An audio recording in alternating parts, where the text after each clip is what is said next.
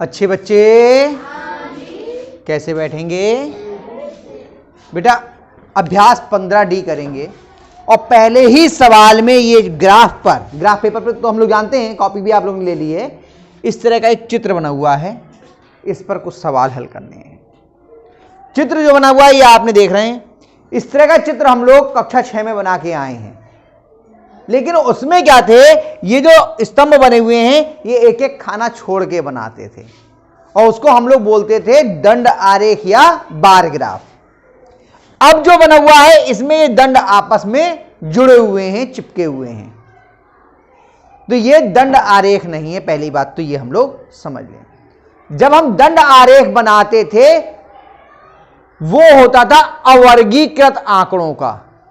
जब अवर्गीकृत आंकड़ों को हमें प्रदर्शित करना होता था तो हमें दंड आरेख बनाते थे। जैसे था कि किसी भी सप्ताह में सोमवार को कितने टीवी बिके, मंगल को कितने टीवी बिके, बुध को कितने टीवी बिके, तो उसका हम दंड बना देते थे, अगर आपको हल्का हल्का सा याद आ रहा हो, और देख के हम बता देते थे। इसमें वर्गीकृत आंकड़ा है। अभी हमने वर्गीकरण करना सीखा था पिछले अभ्यास में, जब हमारे आंकड़े दिए हुए हैं उन्हें वर्ग के रूप में कि 0 से लेकर 10 तक इतनी चीजें हैं, 10 से लेकर 20 तक इतनी चीजें हैं, 20 से लेकर 30 तक इतनी चीजें हैं, पढ़ा था हम लोगों ने, किया था। तो जब वर्गीकृत आंकड़ों को हमें प्रदर्शित करना होता है, जब वर्गीकृत आंकड़ों को प्रदर्शित करना होता है, तब हम जिस चित्र का प्रयोग करते हैं उसका नाम है आयत चित्र। क्या नाम है इसका? और इसी को हम लोग अंग्रेजी में हिस्टोग्राम बोलते हैं। क्या बोलते हैं? या फिर हिंदी में बोलेंगे तो बोलेंगे आयत चित्र। ये आयत चित्र है, ये दंड आरेख नहीं है। क्या है ये? तो पहले दंड आरेख और आयत चित्र में अंतर दो समझ लीजिए। आयत चित्र बनता है वर्गीकृत आंकड़ों का और दंड आरेख किसका बनता है? अवर्गीकृत का। जब हम दंड आरेख बनाते हैं तो एक एक हम स्थान छोड़ छोड़ के बनाते हैं, और वर्गीकृत आंकड़ों में जो होता है या आयत चित्र जो होता है ये सब आपस में जुड़े हुए होते हैं। क्योंकि उसमें तो एकदम अलग अलग चीजें होती हैं। इसमें तो आंकड़ा जो हुआ ना 145 से 50 तक ये, फिर 150 से 155 तक ये, भाई इसकी यहां से शुरुआत हो रही है, ये यहां पर खत्म हो रहा है। ऐसे ही तो होता है, इसलिए ये सब आपस में जुड़े हुए होते हैं। ये कहलाता है आयत चित्र या फिर जिसे अंग्रेजी में बोलते हैं हिस्टोग्राम। ठीक है, अब इस पर आधारित कुछ प्रश्न हैं, लेकिन ऊपर सबसे पहले हम चित्र में जो है वो देख लेते हैं। ऊपर वो बना हुआ है आपका पैमाना कि x अक्ष पर 1 सेंटीमीटर बराबर 5 सेंटीमीटर और y अक्ष पर 1 सेंटीमीटर बराबर 2 शिक्षार्थी। ये वाला क्या कहलाता है? y अक्ष, और ये कहलाता है x अक्ष। ये 1-1 सेंटीमीटर का एक एक खाना है। 1 सेंटीमीटर बराबर कितने हैं? 2 शिक्षार्थी, फिर 2, फिर 2, फिर 2, फिर 2 है, और इधर 1 सेंटीमीटर बराबर कितना है?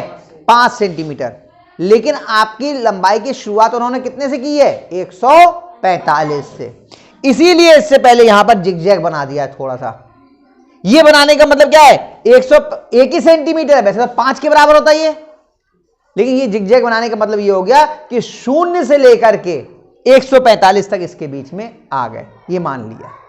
इसलिए यहां पर जब 0 से कोई आंकड़ा शुरू नहीं होता है तो हम आयत चित्र एक खाना छोड़ के बनाते हैं और वहां पर ये जिगजैग इस तरह का बना देते हैं। इसका मतलब ये है कि 0 से लेके 145 तक इसमें है और ये आंकड़ा आपके लिए किसी उपयोग का नहीं है, इसमें कोई भी बच्चा नहीं है।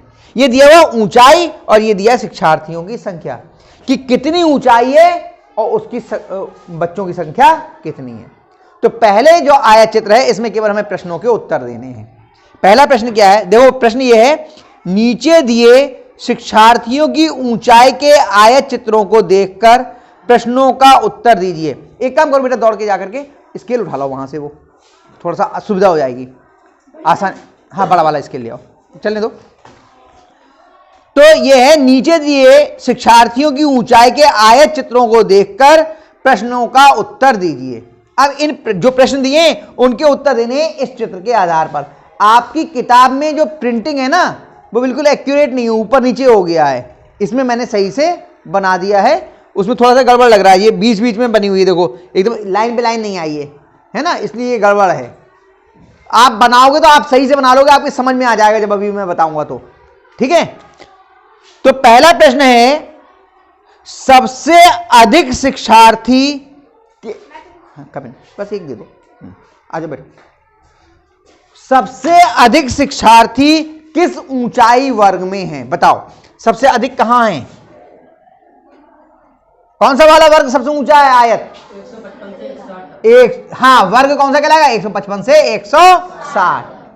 तो पहले प्रश्न का उत्तर क्या हो गया?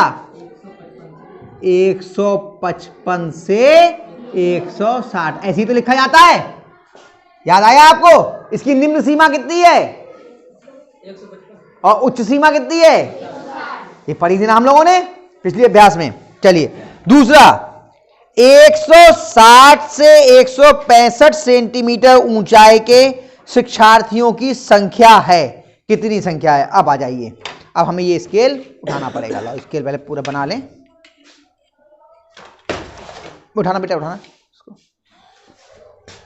एक सेकेंड में ही बना देते।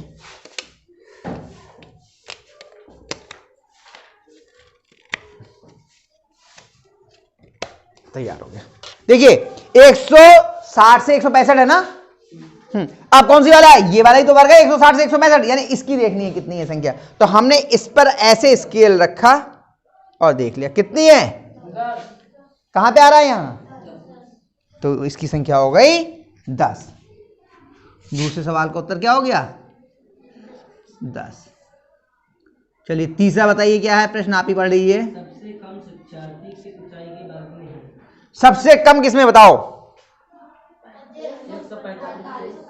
145 से 150। 145 से 100। चलिए अगला बताइए।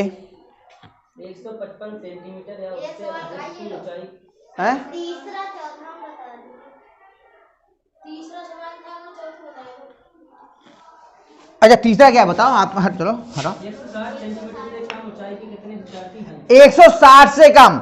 अब ये देखो, इधर जाएंगे तो 160 से ऊपर हो गए और इधर आएंगे तो 160 से कम। मैं देख लेता हूं, लो। ऊंचाई की हाँ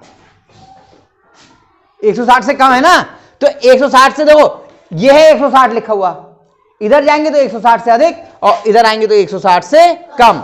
अब बताओ 160 से कम ये कितने हैं? ये कितने हैं इसमें? 155 ना 160 से कम वाली में इसमें देखो जरा, 155 से 160 यही तो है। 10 कितने बताओ? 11 हाँ 10 से ज्यादा है और 12 से कम है, या बीच में दिखाई दे रहा है। ये देखो कितने 155 11 जोड़ लो, ये वाले भी हैं। ये कितने हैं? हाँ कितने? 9। चलो भाई ये वाले कितने हैं? 2।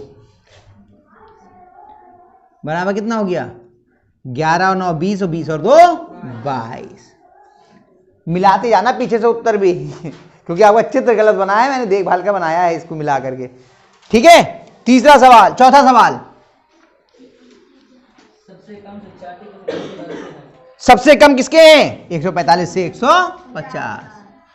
145 से 150 ये सही है। 22 आया इस वाले का उत्तर तीसरे का।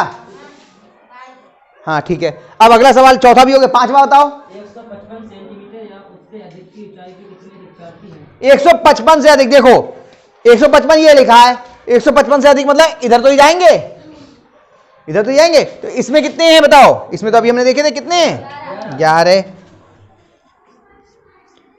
इससे आगे वाले में इसमें कितने हैं? 8। इस वाले में 10। कितने हैं? 10। इससे आगे कितने हैं इस वाले में? रख के देख लो एक बार, कितने हैं? 8। चलो भाई इस वाले में देख लो कितने हैं? 3। कितने दिख रहे हैं? 3। बताओ कितने हो गए? 32। हाँ 29 और 3 32। कितने हुए? 32। उत्तर माला में भी देख लो बेटा, इतने ही आ रहे हैं 32। 30 हैं। 155 से अधिक, तो हमें बनाने में हो सकता है कहीं कुछ गड़बड़ हुआ हो। देखें चित्र देख लेते हैं कौन सा वाला कम ज्यादा है।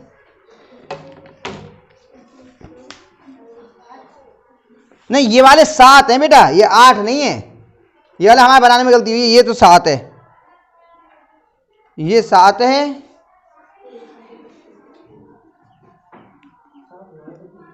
और ये अच्छा ऊपर गया है तो 7 हो गया। हाँ 6 से ऊपर जाएगा ना 7 होगा।